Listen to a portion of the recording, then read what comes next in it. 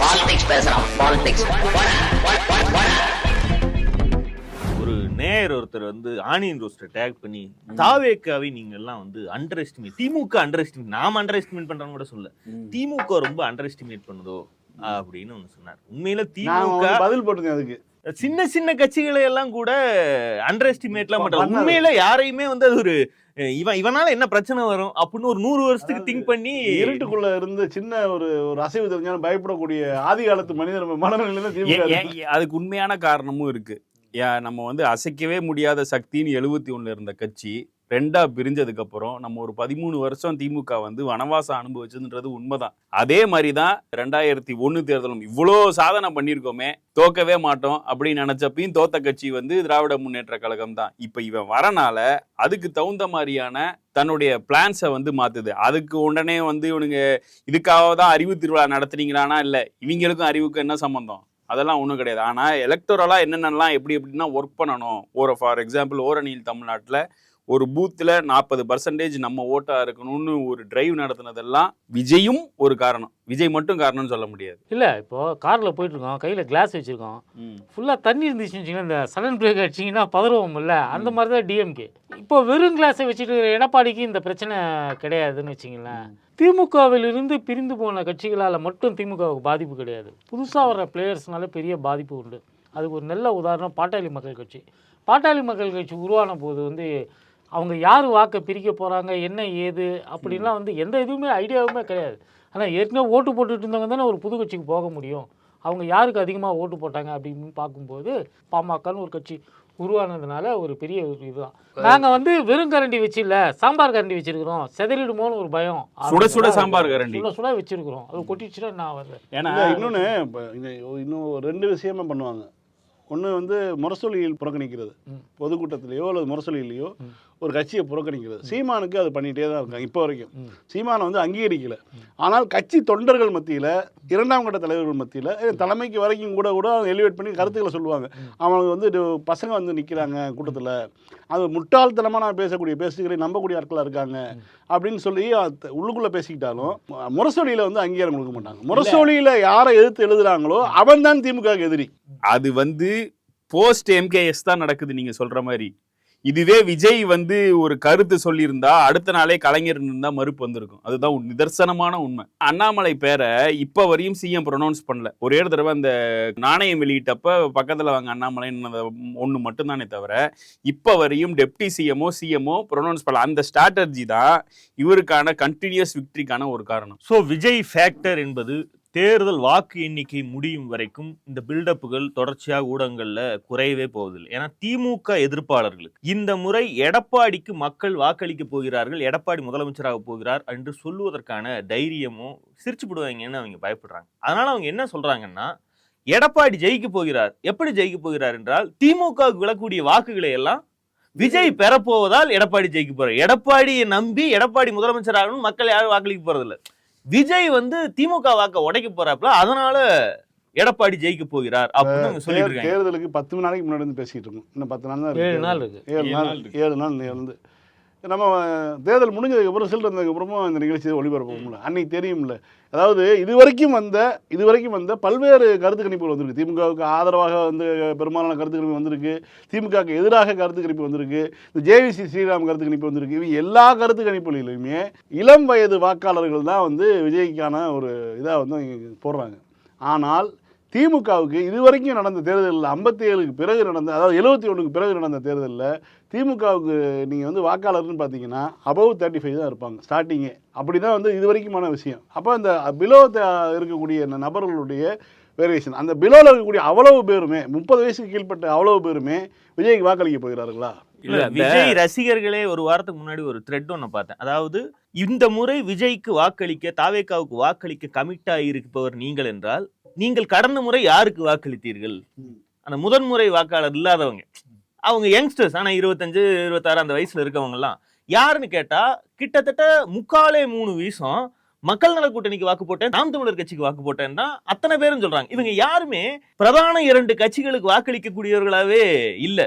இந்த புரிதல் எப்போ வரும்? ஒன்று, அந்த 30 வயசுக்கு மேல தான் வந்து ஒரு வலதுசாரியா அல்லது ஒரு முற்போக்காக சிந்திக்கக்கூடியவனானுங்கிற ஒரு புரிதல் வரும். அதுக்கு முன்னாடி வரைக்கும் தான் இருக்கு. ஆமா இருந்தாகணும். இல்ல, ஒரு கல்யாணம் காட்சி ஆனதுக்கு பிறகு ஒரு பொறுப்புணர்வு வரும் இல்லையா? அந்த கணக்கு இல்ல, வந்து ஒரு- அந்த கணக்கு வந்து நாம் தமிழருக்கு வந்து நம்ம சொல்ற லாஜிக் வந்து அப்ளை ஆகுது. ஓகேவா?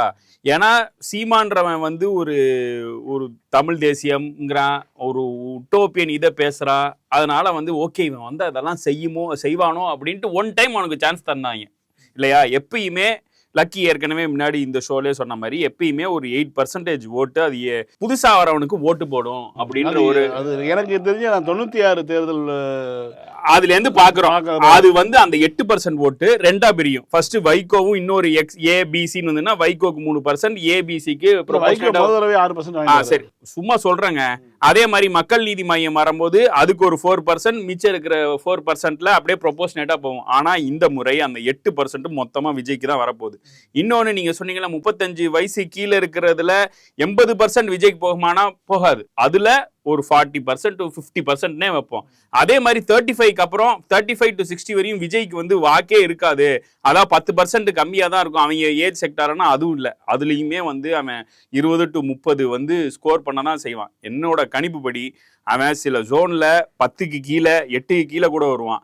சென்னை மாதிரியான ஒரு அர்பன் ஏரியால அவன் வந்து 15+, too scary to say. அப்போ விஜயுடைய உண்மையான அந்த விஜய் ஃபேக்டர் தான் என்ன? ஏன்னா எம்ஜிஆர் இறந்ததுக்கு பிறகுதான் பிறக்கிறோம் நானும் விக்னேஸ்வர். இப்போ அவருடைய அரசியல் காலத்துல அவருக்கு என்ன மாதிரி கிரேஸ் இருந்துச்சுங்கிறதுலாம் நமக்கு தெரியாது. நாம பார்த்து எம்கேஎஸ்க்கு என்ன கிரேஸ் இருக்கோ அதான் எம்ஜிஆருக்கு இருந்துச்சு. இல்ல எங்களுக்கு சீரியஸா தெரியல. நீங்களுமே ரொம்ப இளம் வயதுல தான் இருப்பீங்க. இன்னைக்கு இருக்கக்கூடிய அரசியலை பார்க்குற அளவுக்கு தீவிரமா நீங்க பார்த்திருக்க வாய்ப்பு கிடையாது. அப்படி இருக்கக்கூடிய சூழ்நிலையில விஜயகாந்த பார்த்திருக்கோம். விஜயகாந்துக்கான வரவேற்பு என்னங்கிறது தெரியும்.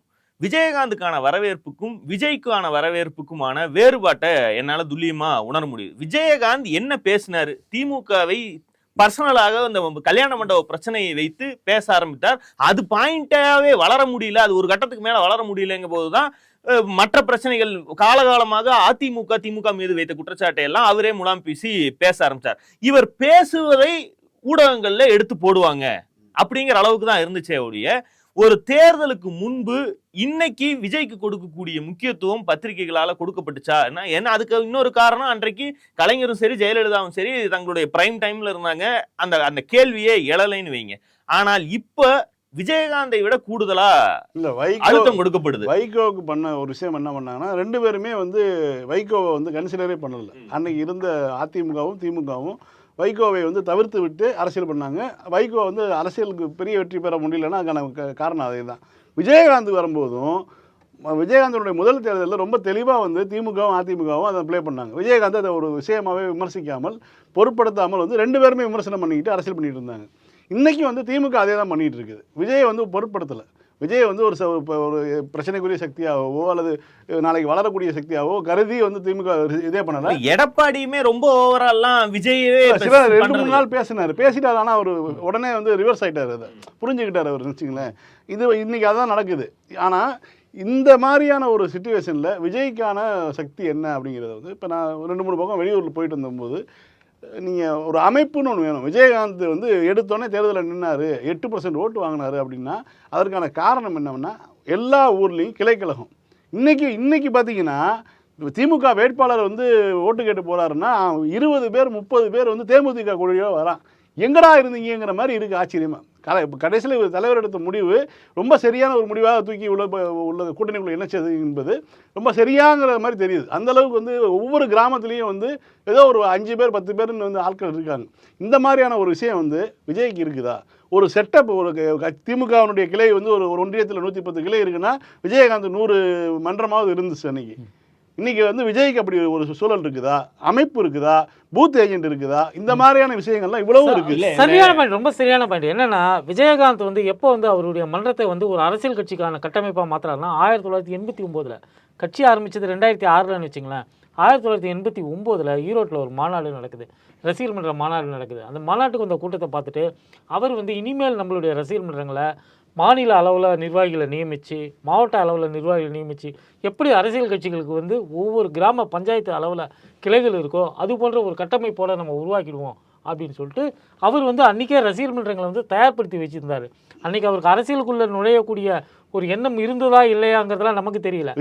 ரஜினிகாந்தினுடைய மாவட்ட செயலாளர்கள் பேண்ட் சட்டையில் சுற்றிட்டு இருக்கும்போது அப்போ 90களில் விஜயகாந்த் மாவட்ட செயலாளர் வந்து வேட்டி சட்டை வெள்ளை சட்டையில் சுற்றிட்டு இருப்பாங்க. அது மாதிரியான ஒரு கட்டமைப்பு வந்து இத்தனை வருஷமா அவர் ஒரு 17 வருஷமா உருவாக்குறதுக்கு பிறகுதான் ஒரு அரசியல் கட்சியாக வராரு. நாம இப்படியே இப்போ விஜய் எடுத்துப்போமே, கடந்த டிசம்பர் வரைக்கும் பார்த்தீங்கன்னா ஒரு 4-5 மாதம் முன்னாடி வரைக்கும் விஜய் வந்து புஷி ஆனந்த்கிட்ட கோச்சிக்கிறாரு. இன்னமும் கூட நீங்கள் மாநில அளவில் மாவட்ட அளவில் நிர்வாகிகளை நியமிக்கலை, முழுமையாக நிர்வாகிகளை நியமிக்கலை, மாநில மாவட்ட அளவிலே நிர்வாகிகளை நியமிக்காத ஒரு கட்சியாகத்தான் அதை வந்து கட்சின்னு சொல்ல முடியாது. அந்த நிலையில தான் வந்து இப்போ தேர்தலே வந்துச்சு. தேர்தல் வந்தாச்சு. இப்போ வந்து பூத் ஸ்லிப் கொடுக்க ஆரம்பிச்சிட்டாங்க. 80 வயசுக்கு மேலே இருக்கிறவங்களுக்கு வீடு வீடாக போயிட்டு ஓட்டு வாங்க ஆரம்பிச்சிட்டாங்க. தேர்தல் ஸ்டார்ட் ஆயிடுச்சு, ஒரு வாரம் முன்னாடியே ஸ்டார்ட் ஆயிடுச்சு. நிறைய பேர் ஓட்டு போட்டுருக்காங்க. போஸ்டல் ஓட்ஸ் முடிஞ்சிடுச்சு. ஆனால் இன்னும் கூட பார்த்தீங்கன்னா இந்த பூத் ஸ்லிப் கொடுக்கறதுக்கு போகிறாங்கல்ல, அவங்களோட அரசியல் கட்சியில் இருக்கக்கூடியவர்கள் கூட போவாங்க. ஒழுங்காக பூத் ஸ்லிப் வழங்கப்படுதான்னு சொல்லிட்டு கண்காணிக்கிறதுக்கு கூட போவாங்க. அதிமுக காரன் போகிறான், திமுக காரன் போகிறான், காங்கிரஸ் காரன் போகிறான், தேமுதிக காரன் போகிறான். எந்த இடத்துலையுமே தாவேகா காரனை வந்து பார்க்கவே இல்லை. ஏன்னா தாவேகாவுக்கு இப்படியான ஒரு நடைமுறை இருக்கிறத கீழ்மட்டத்தில் இருக்கக்கூடிய தொண்டனுக்கு இன்னமும் தெரியல. நீங்க எல்லாம் வந்து நீங்க பேசுற லாஜிக்கே வந்து திமுக அதிமுக என்கிற 30% வாக்கு வாங்கக்கூடிய 30+ வாக்கு வாங்கக்கூடிய கட்சிகளை எதிர்த்து வெல்லுவதற்கு விஜய்க்கு தெரவுசு இல்லை அப்படிங்கிற பாயிண்ட்டுக்கு வர்றீங்க. ஆனா நாம் பேசிட்டு இருக்கிறதுங்கிறது வந்து விஜயகாந்த் என்கிற நபர் 8% வாக்கை வாங்குகிறார். விஜய் என்கிற நபர் விஜயகாந்தை விட பல மடங்கு அதிக ரசிகர்களை கொண்டவர். ஒட்டு மொத்தமா 100 ரசிகர்கள், சினிமா ரசிகர்கள், எல்லா நடிகர்களுக்கான ரசிகர் இருக்காங்கன்னா விஜயகாந்த் கட்சி ஆரம்பிச்ச சமயத்துல விஜயகாந்துக்கு 100ல எத்தனை சதவீதம் பேரு ரசிகர்? அதிகபட்சம் 10% இருக்கும். அது கூட இருக்காது. ஆனால் இன்றைக்கு தமிழ்நாட்டில் இருக்கக்கூடிய சினிமா ரசிகர்கள் எடுத்துட்டீங்கன்னா அதுல சரிபாதி விஜய் ரசிகர்களா இருப்பாங்க. அதுதான். ஏன்னா ரஜினி அஜித், ரஜினி விஜய்னு 2க்கும் ஃபேனா இருப்பாங்க. ரசிக மனப்பான்மை அப்படியே ஓட்டா மாறவே மாறும். ஓட்டா மாறணும்லாம் சொல்லவே தேவையில்லை. அதை சொல்ல சூப்பர் ஸ்டார் அந்தஸ்தில் விஜயகாந்த் இல்ல. ரஜினிகாந்துக்கு அடுத்த சூப்பர் ஸ்டார் அந்தஸ்துல 2 நடிகர்கள் இருக்காங்க. அதுல இளைஞர்கள் அதிகமாக கவர்ந்த நடிகராக விஜய் இருக்கிறார். அந்த அடிப்படையில அது கொடுக்கக்கூடிய தெம்புல தான் வந்து கட்சி ஆரம்பிக்கிற வேலையெல்லாம் வந்திருக்காங்க. அப்போ இந்த ரசிகர்களை வைத்திருக்கக்கூடிய Vijay first of its kind. ரொம்ப வருஷம் கழிச்சு எம்ஜிஆருக்கு பிறகு நம்ம இவரை தான் பாக்குறோம். நம்ம விஜயகாந்தோட இவரை ஒப்பிடுறதுல ஒன்றும் பிரயோஜனம் கிடையாது. விஜயகாந்தோ அல்லது டி ராஜேந்தரோ அவங்க எல்லாம் வேற ஒரு லீக். பாக்கியராஜோ கூட வந்து ஒரு பார்ட்டி அடையாளத்துல, திமுக அடையாளத்துல 20 அது இருந்தனாலதான் அவரால் ஜெயிக்க முடியுது. எந்த கட்சியிலுமே இல்லாம சிவாஜி மாதிரி இருந்து நேரடியா ஒரு கட்சி 77 ஆரம்பிச்சிருந்தாருன்னா அவரும் டவுசர் அதே மாதிரி இவர் ஆரம்பிச்சிருக்காரு. அதுதான் சொல்ல வரேன். இப்பவும் நான் சொல்றேன், நீங்க சொல்றது என்னன்னா நீங்க ஜெயிக்கிறதுக்கான கதையை சொல்றீங்க. உண்மையிலேயே அந்த ஃபேக்டருடைய வேல்யூ என்ன? அப்போ இதனுடைய தாக்கம் இப்ப இவருக்கு விஜய்க்கு வாக்களிக்கக்கூடிய செக்டார்கள் யார் யார்? அப்படி வாக்களிக்கிறாங்கன்னா அவங்களுடைய மனநிலை என்ன? ஆமா, அதன் தாக்கம் எத்தனை சதவீதம் வரைக்கும் மாறணுங்கிறதான் பேச வேண்டிய டாபிக். இவங்க ஜெயிப்பாங்க இல்லைங்கிறதல்ல, அது பொட்டி உடைச்சா தானாவே தெரிய போகிறது. இன்னொன்னு, விஜய்க்கு வாக்களிக்க கூடியவர்களை நான் பாக்குற வரைக்கும் பேசுறாங்க இல்லையா, விஜய்க்கு ஓட்டு போடணும், இதை ஒரு மாற்றமா பாக்குறாங்க. அவங்கெல்லாம் வந்து அவங்களுக்கும் மற்ற அரசியல் கட்சியுடைய கமிட்டட் ஓட்டர்ஸ்க்குமான ஒரு பெரிய வேறுபாடு என்னன்னா, ஜெயலலிதாவாகட்டும், கலைஞராகட்டும், எம்கேஎஸ் ஆகட்டும், எடப்பாடி பழனிசாமி ஆகட்டும், அவருக்கு வாக்களிக்க கூடிய நபர்கள் சொல்லக்கூடியது இவங்க எனக்கு இதை தருவாங்க, நான் அவர்களுக்கு ஓட்டு போட்டேன்னா அவங்க எனக்கு ஒன்னு டெலிவர் பண்ணுவாங்க. அது சமூக நீதியா இருக்கலாம், நல்லாட்சி, வளமான தமிழகம், அமைதியான தமிழகம், சட்டம் ஒழுங்கு இரும்பு கரங்கொண்டு அடக்கும் கூடிய ஆட்சி என்னவாவும் இருக்கலாம். ஆனா நான் ஒன்னு ஓட்டு போடுறேன், அவங்க எனக்கு ஒன்னு டெலிவர் பண்ணுவாங்கங்கிற ஒரு கமிட்மெண்ட் தான் இவர்களுக்குள்ள இருக்கு. ஆனா விஜய்க்கு வாக்களிப்பவர்கள், அந்த ரசிகர்கள், தீவிர ரசிகர்களை பொறுத்த வரைக்கும் அவங்களுக்கு விஜய் எந்த ஆட்சியோ எந்த உண்மையுமோ ஆட்சியில உட்கார்ந்து தர வேண்டிய தேவையே கிடையாது. தன்னை வச்சுக்கிறாங்க விஜய் இடத்துல தன்னை வச்சு விஜய் என்பவர் என்னுடைய தலைவர். அவர் வந்து இப்ப ஒரு குழந்தை பொம்மை ஆசைப்பட்டா அதை வாங்கி கொடுக்கக்கூடிய மனநிலை தான் அவங்க இருக்காங்க. விஜய் என்ன ஒரு விஷயத்தை ஆசைப்படுறார், அதை செய்து கொடுக்கக்கூடிய வாய்ப்பு எனக்கு இருக்கு, அதை செஞ்சு கொடுக்கறது என்னுடைய கடமை, அதுக்குத்தான் நான் பிறந்திருக்கேன் அப்படின்னு நினைக்க. இது வந்து டோட்டலா அரசியல் கட்சி தலைவருக்கும் அதுக்கு கமிட்டான வாக்காளர்களுக்கும் நேர் எதிரான ஒரு கல்ட்டு மனநிலை. அவங்கிட்ட எந்த ஒரு ஆட்சி அதிகாரம், நல்ல விஷயம் அப்படிலாம் எதையுமே எதிர்பார்க்கல. அவன் உன்னை ஆசைப்பட்டு கேட்டான், வேற என்ன என்னால தர முடிஞ்சதான் அவன் கேட்கறான். அவன் 1000 கோடி ரூபாய் சம்பளம் விட்டு வந்திருக்கான். அந்த சம்பளத்தை வந்து நம்மகிட்ட கேட்டா நம்மளால கொடுக்க முடியுமா? கொடுக்க முடியாது. அதனால அவன் ஆட்சியில் உட்காரணும்னு கேட்கறான், அதுக்கு ஓட்டு போடுன்னு கேட்கறான். நீங்க கடைந்த 1 மாதமா நீங்க பாத்தீங்கன்னா பொதுமக்களை தனக்கு ஓட்டு போட சொல்லி கன்வின்ஸ் பண்ணக்கூடிய ஒரு வாதத்தை கூட பிரச்சாரம் தொடங்குனதுல இருந்து விஜய் பேசவே கிடையாது. நியூட்ரல் வாட்டர்ஸ பொதுமக்கள் எனக்கு ஓட்டு போடுங்கிறதுக்கான ஒண்ணுமே பண்ற என்ன சொல்றாப்லன்னா, எத்தனையோ வழியை விட்டு வந்திருக்கேன், உன் வழி யாருக்கு வலிக்கும்? உன் ரசிகனுக்கு மட்டும்தான் வலிக்கும். மத்தவன்லாம் என்ன கேட்கறான், என்ன வழி நீ விட்டு வந்தேன்னு கேட்கறான், கிண்டல் கூட பண்றான். ஆனாலும் அவர் ஏன் திரும்ப திரும்ப அதை சொல்லிட்டே இருக்காப்லன்னா, அந்த ரசிகன் அழுவான். நான் வலியை எத்தனையோ வழிகளை தாங்கிட்டு வந்திருக்கேன், கருப்பாயிட்டாங்க, என்னமோ ரோஸ் கலர்ல போன மாசம் வரைக்கும் இருந்த மாதிரி நேத்து அழுகுறானுங்க. விஜய் எப்படி கருப்பாயிட்டாரு பாருங்க தளபதி அப்படின்னா, என்னடா ஒரு நாயங்கிற மாதிரி தான் இருக்கு. ஆனா அவருடைய மனநிலைங்கிறது அதுதான். வழியெல்லாம் விட்டுட்டு வந்திருக்கேன், கோடி கணக்கான ரூபாய் வருமானத்தை விட்டுட்டு வந்திருக்கேன், அதனால கொண்டாட்டி விட்டு வந்திருக்கேன், எல்லாத்தையும் சொல்லிட்டு மைக்கு இப்படி வச்சுட்டு கொஞ்சம் நகர்ந்து நின்னு அந்த ரசிகர்கள் எதை பார்த்து ரசிச்சாங்க. இப்ப அவன் கன்னத்துல நாக்க வச்சு அமுத்துறான்ல, அதை பார்த்தா எனக்கு வாமிட்டு வரும். ஆனா அவனுங்களுக்கு ஆர்கசம் வருது, அதை அவன் செஞ்சு காட்டுறான். ஸ்டேஜ்ல நின்னு கையை இப்படி இது பண்ணி அது ஒரு மாதிரி நளினமா வந்து எனக்கு பண்ணி காட்டுறான். அப்போ இததான் அவனுங்க விரும்புறானுங்க. இந்த பேக்க காப்பாத்திக்கணும்.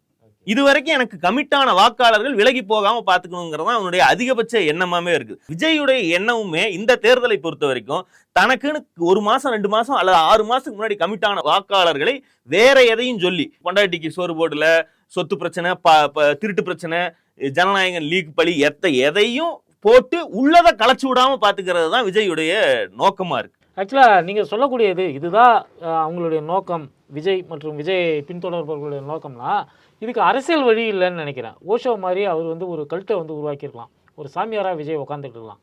சாமியாரானா இந்து சாமியாரா இருக்க வேண்டிய அவசியம் இல்லை.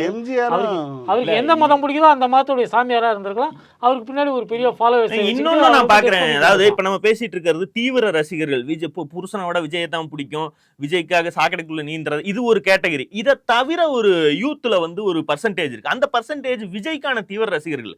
அவங்க சினிமா பார்த்து கெட்டு போன சீரழிஞ்சு போன ஒரு சமூகம். அவங்களுக்கு எல்லா நடிகரையும் மாதிரி விஜயும் பிடிக்குது. இந்த அளவுக்கு இருக்கக்கூடியவர்கள் கூட அவங்க என்ன நினைக்கிறாங்கன்னா, நம்ம அப்பா அம்மா எல்லாம் இருக்காங்க பாத்தீங்களா, அவங்க எல்லாம் பூமருக்கு, அவங்களுக்கு அறிவே கிடையாது. அவங்க வந்து 50-60 வருஷமா இந்த 2 கட்சியை மாத்தி மாத்தி ஆட்சியில் உட்கார வச்சிருக்காங்க. அவங்களுக்கு அரசியல்லாம் என்னன்னே தெரியல. ஆனா நமக்கு அதெல்லாம் தெரியும். இப்ப நம்ம என்ன செய்யணும்னா, இது வந்து ஒரு வாய்ப்பு. விஜய் நல்லா இருக்கான், நல்லா இல்ல, பண்றான் பண்ணல, அவன் யோக்கியனா இல்லையாங்கிறதெல்லாம் தாண்டி யூத்துகள் வாக்களித்து ஒரு புதிய புரட்சிகர அரசியலை கொண்டு வருவதற்கு, ஒரு மாற்றத்தை கொண்டு வருவதற்கு இது மட்டும் தான் வாய்ப்பு. ஆப்ஷனாவே ஒருத்தன் தான் இருக்கான். அதனால அதை நம்ம விட்டுறக்கூடாதுங்கிற மனநிலை அவங்களுக்கு இல்லையா?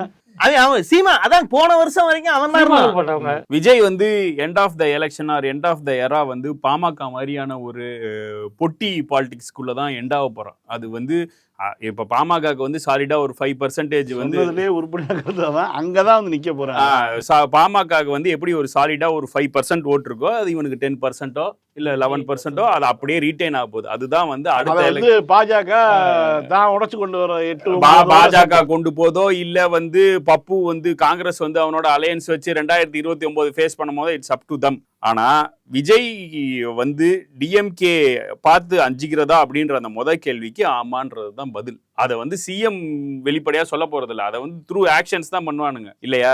இப்போ விஜயோட இன்னொரு பெரிய பிளஸ் என்னன்னா, இங்க சோ கால்டு லெஃப்ட், அதீத லெஃப்ட், நீலம் தான் அம்பேத்கரையும் தான் பேசக்கூடிய ஆட்கள், ஈவன் டிரான்ஸ்ஜெண்டர் முதற்கொண்டு அவனுடைய தப்பை வெளி சொல்லாம இருக்கிறதுக்கு அவன் ஒரு டோக்கன் தரான், உனக்கு பதவி தரான், அங்கீகாரம் தரான். அப்படின்றப்ப அவங்களும் அமைதியா இருக்கிறது இந்த அந்த லெஃப்ட் பாலிடிக்ஸ்க்குன்னு ஒரு யங்ஸ்டர்ஸ் இருப்பாங்கல்ல, அவங்க மைண்ட்ல இவன் வில்லனாவே அது பதிவாகல. வில்லனாக இல்ல, இவன் வந்து ஒரு மோசமானவன்றதே பதிவாகல. அதுவும் ஒரு காரணம் இல்ல. நீ நேத்து பார்த்தாதாஸ்ன்னு சொல்லிட்டு ஒரு இவர் இருக்காரு, ஒரு அரசியல் நிபுணர் ஒருத்தர் இருக்கிறாரு. ஒவ்வொரு மாநிலமாக தேர்தல் நடக்கும் போதெல்லாம் அங்கே போயிட்டு இப்போ அங்கே இருக்கக்கூடிய மக்களுடைய மனநிலையை பதிவு செய்யக்கூடியவர். அவர் இப்போ வந்து சென்னைக்கு வந்திருக்காரு, தமிழ்நாடுலாம் வந்து சுற்றி பார்த்துட்டு இருக்காரு. அவர் வந்து அவருடைய ட்விட்டர் பேஜில் வரிசையாக அப்டேட் பண்ணிகிட்டே இருக்காரு. 100கணக்கான ட்விட்டுகளை வந்து அவர் போட்டிருக்கிறாரு. நான் வந்து ஆட்டோவில் போனேன், கேபில் போனேன், ஹோட்டலில் வந்து ரிசப்ஷனிஸ்ட்கிட்ட கேட்டேன், அப்படி இப்படின்னு ஒவ்வொருத்தருடைய சில பேருடைய பெயர்களை சொல்லியும் வந்து அவர் வந்து குறிப்பிடுறாரு. அதில் டிவிகேவுக்கு வாக்கு செலுத்த போகிறேன் என்று சொல்லக்கூடியவர்களாக யாரெல்லாம் இருக்கிறார்கள், அவங்கெல்லாம் கடந்த முறை யாருக்கு வாக்களித்தாங்க அப்படிங்கிற மாதிரியான ஒரு தகவல்களை கொடுக்குறாரு. அது ஒரு சுவையான ஒரு விஷயம் ஒன்று கிடைக்குது. என்னென்னா, தாவகாவுக்கு வாக்கு செலுத்த போகிறேன் அப்படின்னு சொல்லக்கூடியவர்கள் எல்லாமே கடந்த காலத்தில் அதிமுகவுக்கு வாக்கு செலுத்தியவர்களாக இருக்கிறார்கள், அல்லது நாம் தமிழருக்கு வாக்கு செலுத்தியவர்களாக இருக்கிறாங்க. என்னென்னா, அவங்களுக்கு இந்த முறை வந்து வேறு ஆப்ஷன் இல்லாமல் அவங்க வந்து எந்த காலத்திலும் திமுகவுக்கு வாக்கு செலுத்த விரும்பாதவர்கள், அவர்கள் இந்த முறை ஒரு மாற்றாக தாவேக்காவை பார்க்குறாங்க அப்படிங்கிற மாதிரி அவருடைய ஒரு பார்வை இருக்குது. அவர் 100கணக்கான டெஸ்டிமோனியல்ஸை இதுக்காக எடுத்து கொடுக்குறாரு. மற்றபடி பார்த்தா திமுகவுக்கு ஓட்டு போட போகிறேன் அப்படின்னு சொல்லக்கூடியவர்கள் கடந்த முறையும் திமுகவுக்கு தான் ஓட்டு போட்டிருக்காங்க. அப்படிதான் வந்து அவருடைய ஒரு பார்வை ஒன்று இருக்கு. சரி, அப்போ இந்த விஜய் ஃபேக்டர்ங்கிறத இவ்வளவு பெரிய விஷயமாக பேசுவதற்கு காரணம் வந்து விஜய் வெளியே வரக்கூடிய சில தருணங்கள்ல கூட கூடக்கூடிய கூட்டத்தை ஒரு இதான். அது கொஞ்ச நாள் வரைக்கும் பெரிய கூட்டமாக நம்ம பார்த்தோம். ஆனா ஒரு கட்டத்துக்கு மேல அது வண்டி வச்சு கூட்டிட்டு வர கூட்டம், அல்லது விஜய் கூட இருக்கவங்க விரும்பினா அந்த கூட்டத்தை வர வைக்கிறதும், விரும்பாத இடங்கள்ல ஷூட்டிங் போற இடத்துல, ஹோட்டலுக்கு போற இடத்துல விஜய்க்கு தேவையான நேரத்துல வர வைப்பதும் வர வைக்காம நிறுத்துறதுக்கும் அவங்க ஒரு மெக்கானிசம் வச்சிருக்காங்கிறது இப்ப தெளிவா தெரிஞ்சது. அதெல்லாம் தாண்டியுமே கூட கூட்டம் என்பது கூட்டம் தான். அந்த கூட்டம் கட்டுக்கடங்காம கட்டுப்படுத்த முடியாம இருப்பதை வைத்து தான் ஒரு மிகப்பெரிய எழுச்சி இருப்பதாக, அந்த கூட்டத்தை வைத்து தான் ஊடகங்கள் வந்து தேர்தல் ஓட்டு எண்ணிக்கை முடிகிற வரைக்கும் இந்த வண்டியை ஓட்ட போறாங்க. அந்த கூட்டத்துக்கான காரணம், அந்த கூட்டம் இவ்வளவு வைப்ரண்டா இருப்பதற்கான இதுன்னு ஒண்ணு இருக்கு. அதுல முக்கியமான விஷயம் என்னன்னா, தமிழ்நாட்டுல வேற எந்த கட்சிக்கும், அதாவது வெயில்ல இப்ப நீங்க ஒரு கட்சிக்கு ஓட்டு போட கமிட் ஆயிட்டீங்கிறதுனால 2 மணி நேரம் போய் வெயில்ல நிக்க தயாரா இருப்பீங்களா? காசே கொடுத்தாலும் கூட போய் நிக்க வேண்டிய தேவையோ தலைவிதியோ நமக்கு இல்லைங்கிற மாதிரி தான் பெரும்பாலானவர்கள் நினைப்பார்கள். இவங்க காசு கொடுத்து ஏற்பாடு பண்ணி கூப்பிட்டாலும் கூட அவங்க வந்து நிற்பதற்கு தயாராக ஒரு பெரிய இளைஞர் கூட்டம், பெண்கள் கை குழந்தையோட வந்து நிற்பதற்கு தயாரா இருக்குல்ல, அதுக்கு பின்னாடியும் ஒரு மனநிலை இருக்கு. இது வேற எந்த கட்சிக்குமே கிடைக்காது. இன்னைக்கு விஜய்க்கு மட்டும்தான் கிடைக்கும். ஏன்னா நமக்கு பிடிச்ச தலைவர், நாம வாக்களித்த தலைவர் சிஎம் ஆகி கான்வோ போறதுக்காக 1/4 மணி நேரம் நீங்க சிக்னல் நின்னா கூட நீங்க கடுப்பாகும். அதுதான் சாதாரண மனநிலையில் இருக்கக்கூடியவர்களுடைய, என்ன இருக்கட்டும் 2 கார் போனா பத்தாதா அப்படின்னு நினைக்கக்கூடியவங்களா இருப்பாங்க. ஆனா விஜய்க்காக 3 மணி நேரம் 4 மணி நேரம் காத்திருப்பவர்கள் கூட என்ன இப்படி நீ வெயில நிக்க வச்சுட்டு லேட்டா எந்திரிச்சு வரையன்னு விஜய் மேல கோவித்து கொள்ள போவதே கிடையாது. செத்த பிறகுன்னு சொன்னாலே ஒருத்தி என்ன கிட்ட பார்த்திருக்கலாம், ஒரு புள்ளதான் செத்து போச்சுன்னா, இந்த மனநிலை தான் ஒட்டுமொத்தமா இருக்கு. இதை தான் வந்து இவங்க ஊதி பெரிய கூட்டம் வருகிறது, இந்த கூட்டம் வந்து பெரிய மாற்றத்தை ஏற்படுத்தி, இது விஜய்க்கு மட்டும்தான் நடக்கும். இதுக்கு முன்னாடி நடந்திருக்கும்னா ரஜினி ஒருவேளை அவருடைய 40களில் 50களில் கட்சி ஆரம்பிச்சிருந்தானா இதே மாதிரி ஒரு கூட்டம் வைப்ரண்டா அவருக்கு இருக்கும், எம்ஜிஆருக்கு இருந்திருக்கும். இது சூப்பர் ஸ்டார்களுக்கே உண்டான கல்ட்டு இல்ல. வராத வந்த மாமணி திமுகவை வீழ்த்த போகிற சக்தியே வந்து விஜய் மட்டும் இல்லை. விஜய்க்கு முன்னாடி கமலை சொன்னாங்க, கமலுக்கு முன்னாடி விஜயகாந்தை சொன்னாங்க, விஜயகாந்துக்கு முன்னாடி எம்ஜிஆரை சொன்னாங்க, அப்புறம் எல்லாரையும் சொன்னாங்க. அது வந்து இப்போ டிராவல்ஸ் ஆகி விஜய்க்கு வந்திருக்கு. என்னன்னா விஜய் வந்து தன்னுடைய 50 வயதுல இந்த ஒரு அட்டெம்ப்ட் எடுக்கிறார். விஜயகாந்த் 60ல எடுத்தார். எம்ஜிஆர் வந்து தன்னுடைய இறுதி தருவாயில் எடுத்தார். அதுக்கு முன்னாடியே அவர்கிட்ட இந்த இமேஜ் ஒன்று இருந்தது. விஜயோட கூட்டம்னு நீ சொன்னல, அதுல 2 இருக்கு. தூத்துக்குடியில இவ்வளவு கூட்டம் கூடுது, சென்னையில வந்து பெட்ரோல் பங்குக்கு மேல யாருமே இல்லை, அதுக்குன்னா வணக்கம் வச்சுட்டு போனான். ஆனா என்னோட அனுமானம் வந்து அவன் சென்னையில தான் வந்து அதிகமான ஓட் பெர்சன்டேஜ் வந்து வாங்க போறான். அதனால கூட்டத்திற்கும் ஓட்டுக்கும் சம்பந்தம் இல்லைன்றதுதான் இரிவர்சபிளா நம்ம சொல்றோம். இல்லை, இதுக்கு முன்னாடி இதே மாதிரி கூட்டம் நான் பார்த்துருக்கிறேன். நான் கொஞ்ச நாளைக்கு முன்னாடி ஒரு 2 வருஷம் முன்னாடி டிடிஎஃப் வாசனுக்கு வந்தது. அவன் எந்த ஊருக்கு போனாலும் எங்கேருந்து வரானுங்க எதுக்கு வரானுங்கன்னு தெரியல. இவனாவது ஒரு கட்சியை வச்சுட்டு இருக்கிறான், ஓட்டு கேட்டுக்கிட்டு இருக்கிறான், இவனுக்கு கூட்டம் வர்றதுல ஆச்சரியம் இல்லை. டிடிஎஃப் வாசனுக்கு ஏன் அவ்வளோ பெரிய கூட்டம் வந்து தமிழ்நாட்டில் ஒவ்வொரு ஊரிலும் திரண்டது அப்படிங்கிற ஒரு கேள்விக்கு இன்னி வரைக்கும் விடையில்லை. ஆனா இன்னைக்கு டிடிஎஃப் வாசன் எங்கேயாவது போறானா அவனுக்கு கூட்டம் வருதாங்கிறது. கல்யாணம் பண்ணனா இப்ப கூட்டம் வர மாட்டேங்குது. விஜயும் மறுபடியும் ஒரு கல்யாணத்தை முடிச்சு கூட்டம் வர. அதே மாதிரி சன்னி லியோனுக்கு கேரளால கூட்டம் வச்சு, கேரளால எவனை கூட்டம் வந்தாலும் கூட்டம் வருது. இத்தனைக்கும் வந்து அங்க ரொம்ப அறிவுபூர்வமாக செயல்படக்கூடியவர்கள், கம்யூனிஸ்டுகளுக்கு வாக்களிக்கக்கூடியவர்கள், இந்தியாவிலேயே படித்தவர்கள் அதிகம் இருக்கக்கூடிய மாநிலம் அப்படின்லாம் சொல்றாங்க. அங்கேயும் இந்த மாதிரியான ஒரு கண்டிஷனாக தான் இருக்குது. இல்லை, விஜய்க்கு வர கூட்டத்தை பற்றி வந்து சொல்லணும். விஜய்க்கு வந்து சென்னையில் கூட்டம் கிடையாது. நாம் பார்த்தோம், சென்னையில் சாதாரணமாக ஒரு திமுகவுடைய ஒரு வேட்பாளர் அவருடைய பிரச்சாரத்துக்கு போகும்போது என்ன கூட்டம் வருமோ, அவர் வந்து ஸ்டார் கேண்டிடேட்டாக இருக்கணும்னு அவசியம் கிடையாது. அது மாதிரி திமுக அதிமுகவுடைய வேட்பாளர்கள் போகும்போது என்ன கூட்டம் வருமோ அந்த கூட்டம் தான் விஜய்க்கும் வந்ததை நம்ம வந்து பார்த்தோம். ஏன் வந்து இவருக்கு வந்து தூத்துக்குடி போகும்போது வருகிறது, கரூர் போகும்போது ஏன் அதீதமாக வருகிறது அப்படின்னு பார்த்தீங்கன்னா, அக்கம் பக்கத்து மாவட்டங்கள்ல இருந்து இவங்க வந்து இது பண்ணுறாங்க, புல் பண்ணுறாங்க. அது வந்து நடக்குது. விஜய் கட்சி ஆரம்பித்ததுக்கு பிறகு அதை தான் வந்து அவங்களுடைய யூஎஸ்பியாக வச்சுருந்தாங்க. எல்லா இடத்துலையும் கூட்டத்தை காமிக்கிறது, இந்த கூட்டத்தை காமிச்சு மற்ற எல்லாரையும் வந்து மிரட்சி அடைய வைக்கிறது, மக்களை வந்து விஜய் பக்கமாக கொண்டு வருவதுங்கிற ஒரு பிளான் தான் இருந்தது. துரதிருஷ்டவசமாக கரூரில் ஒரு சம்பவம் வந்து நடந்து போச்சு. அதற்கு பிறகு அந்த பிளானை வந்து அவங்க கேன்சல் பண்ணிட்டாங்க. இந்த மாதிரியான ஒரு மெத்தடை வந்து நம்ம வந்து பண்ண முடியாது. விஜயை எல்லா மாவட்டத்துக்கும் கூட்டின்னு போய் கூட்டத்தை காமிச்சு ஒரு மாஸ், ஒரு கெத்து அதை காமிக்கணும் அப்படிங்கிறது வந்து அவங்களுடைய அந்த பிளான் அடிபட்டு போச்சு. அதுக்கப்புறமா வந்து உங்களுக்கே தெரிஞ்ச விஷயந்தான், சங்கீதாவுடைய டிவோர்ஸு. அவங்க டிவோர்ஸ்க்கு சொன்ன காரணம் வந்து ரொம்ப முக்கியமானது. வேறு ஒரு நடிகையுடன் திருமணத்தை தாண்டிய ஒரு உறவில் இருக்கிறார் அப்படின்னு அந்தம்மா வந்து சொல்லியிருக்கிறது வந்து இங்கே தமிழ்நாடு முழுக்கவே வந்து அது தாவேக்கு ஆதரவாளர்களே உலுக்கி இருக்கு. இல்ல அந்த தாவேக ஆதரவாளர்கள்னு சொல்றீங்கல்ல, அதுலயுமே வந்து ஒரு செக்டார் இருக்கு லக்கி. அதுல ஒரு 2 நாள் 3 நாள் அவனை திட்டுனாங்க. அதுக்கப்புறம் வந்துட்டு என்ன இருந்தாலும் ஒரு இல்ல அதுக்கப்புறம் 2 நாள் 3 நாளுக்கு அப்புறம் ஒரு சம்பவம் நடந்துச்சு. அதுக்கு நான் பதிலடி கொடுக்குறேன்னு சொல்லிட்டு அவரு ஒரு சினிமாக்காரங்க ஒருத்தவங்கள ப்ரொடியூசர் ஒருத்தவங்களோட கல்யாணத்துக்கு ஒரு நடிகையுடன் அவர் வந்து வந்தார். அவரு அதுலதான் பேக் ஃபயர், அதுல வந்து பேக் ஃபயர் வந்து ரொம்ப அதிகமாயிடுச்சு.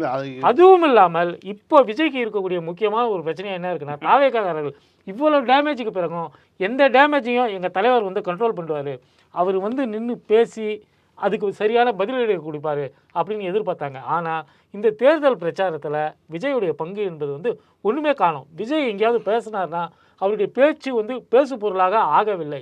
அதனால் என்ன பண்ணிட்டாருன்னா, நம்ம போய் வெறுமனே முகத்தை காமிச்சிட்டு வந்துடுவோம்னு சொல்லிட்டு தான் இந்த ரோட் ஷோ டெக்னிக்கு வந்து அவர் போகிறாரு. ரோட் ஷோக்கு அவர் போகும்போது அனுமதி இல்லாமல் ரோட் ஷோ போவாத அப்படின்னு சொல்லிட்டு தேர்தல் கமிஷன் வந்து இன்றைக்கி முட்டுக்கட்டை போடுது. இன்றைக்கி பார்த்தீங்கன்னா இன்றைக்கி நம்ம ஷோ பேசிகிட்டு இருக்கிறோம், இன்னும் 6 நாள் இருக்கா எலெக்ஷனுக்கு, எல்லா தலைவர்களும் எல்லா ஊர்களிலும் தீவிர பிரச்சாரத்தில் இருக்காங்க. விஜய் மட்டும் பனையூரில் உட்காந்துருக்காப்புல. அதாவது இந்த கூட்டம் கூடுது அப்படிங்கிறது வந்து ஊடகங்களுடைய மிக முக்கியமான இது. அதாவது திருச்சி மாநாடு, வைகோ மாநாடு போடுறாரு.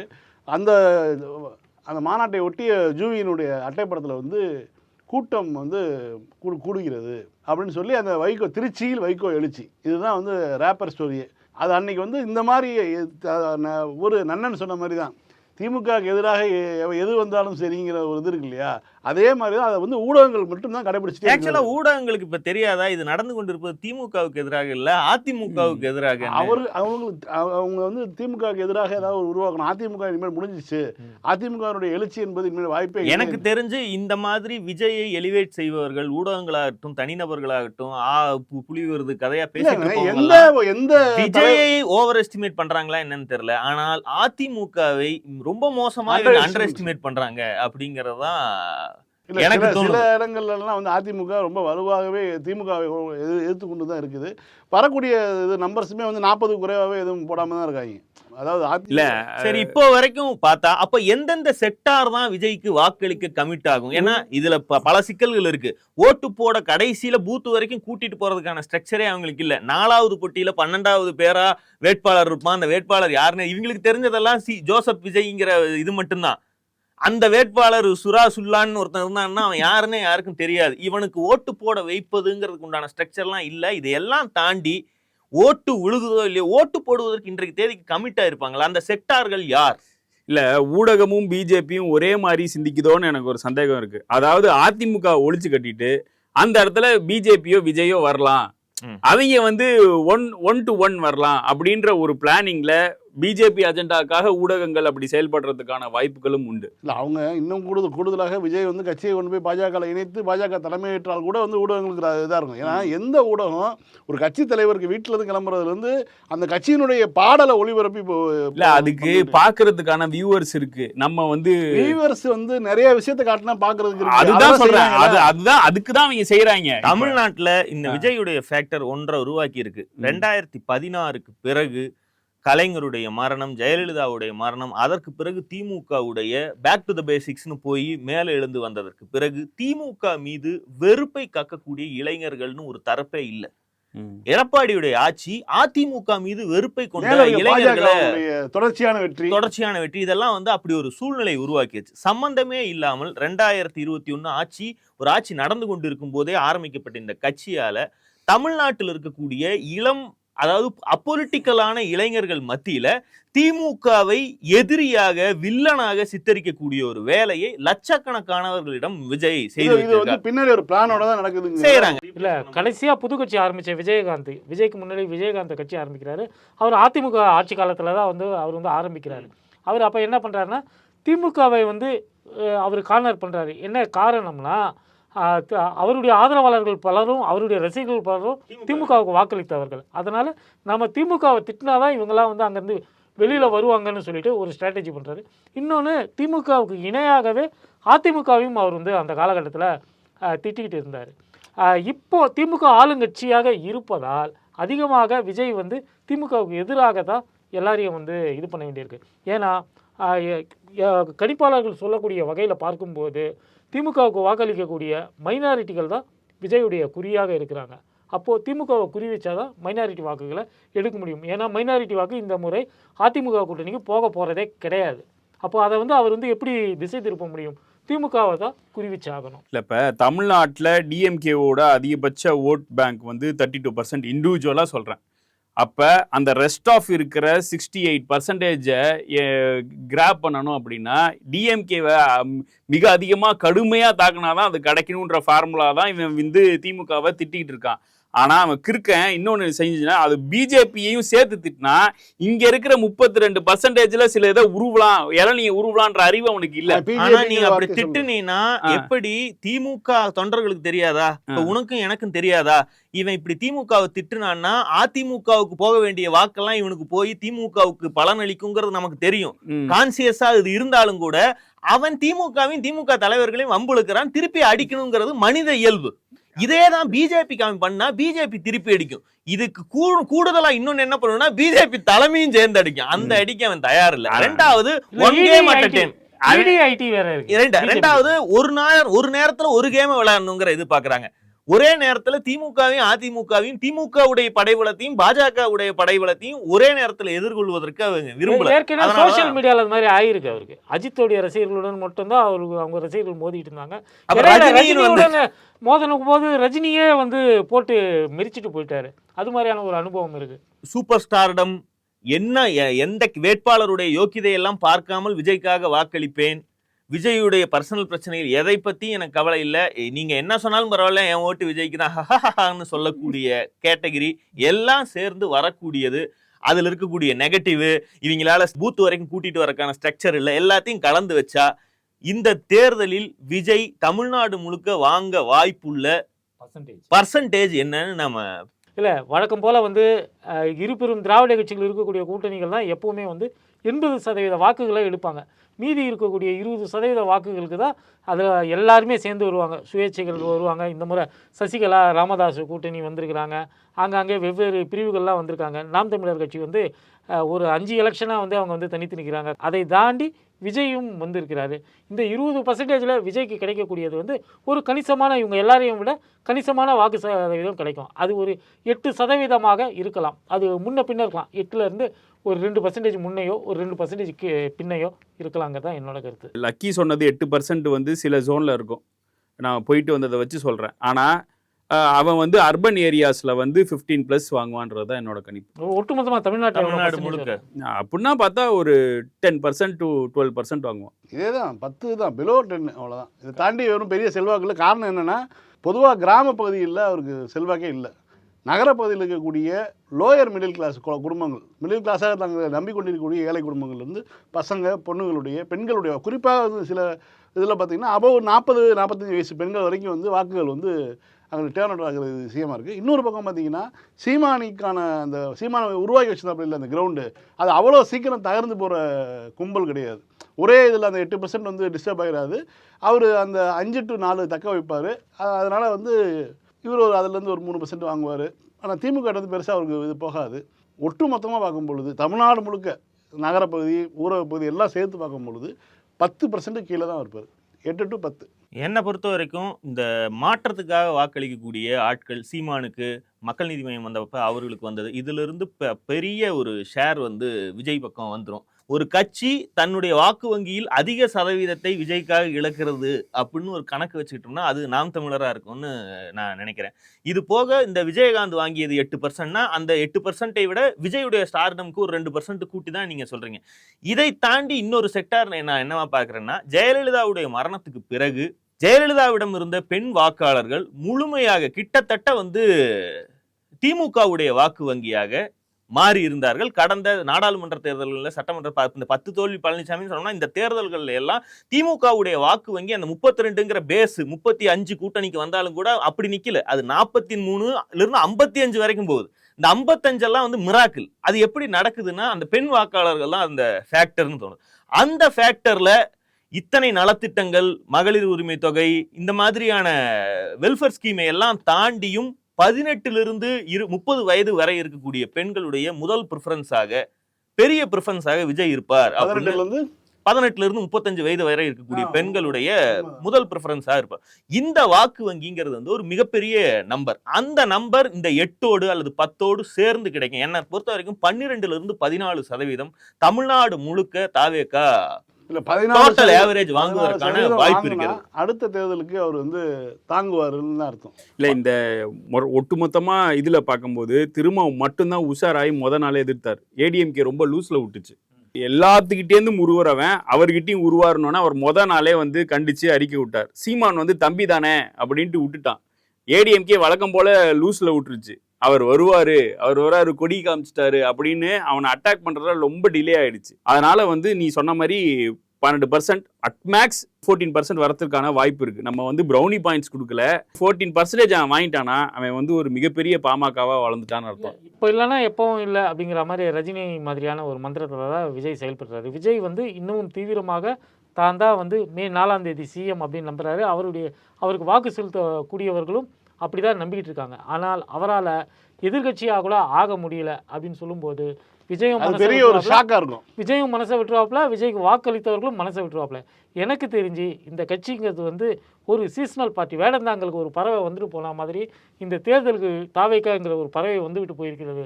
அடுத்த தேர்தலில் அடுத்து வரக்கூடிய நாடாளுமன்ற தேர்தலே தாவேக்கா இருக்குமாங்கிற சந்தேகம் எனக்கு இருக்கு. இல்ல எனக்கு வந்து பொதுவாக விஜய் இந்த தேர்தலில் ஜெயிச்சு சிஎம் ஆகும்னு ரசிகர்கள் கூட நம்புவதற்கு வாய்ப்பு இருக்கு. விஜய் 14 நீங்க சொல்ற 14 வாங்கினாப்லன்னா திமுக கூட்டணியில் இருக்கக்கூடிய கட்சிகளே நல்ல பரிசா இருக்கு.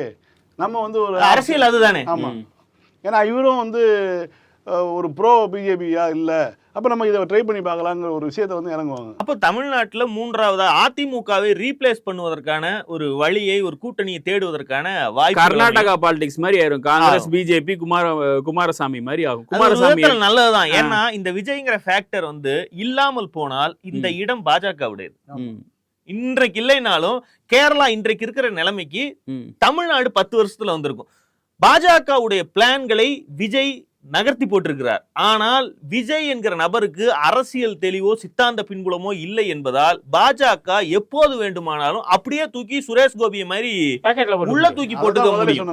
அதுதான் இதுல இருக்கக்கூடிய இப்ப வரைக்கும் பார்த்தா அது நன்மையா தெரியலாம். ஆனா நாளைக்கு வந்து கேட்டுக்குள்ள வாடான்னா வந்து உட்கார்ந்துருவாப்ல. அதுதான் அவருக்கு ஒரு விஷயம் அக்செப்ட் பண்றேன் இல்லையா. அதாவது விஜய் இல்லைனாலும் இந்த ரோல்ல யாரோ ஒருத்தவங்க பண்ணிட்டு இருக்கிறதா தமிழ்நாட்டுக்கு நல்லது. அது டிடிவி தினகரனாவோ யார் வேண்டுமானாலும் இருக்கலாம். சந்திப்போம்.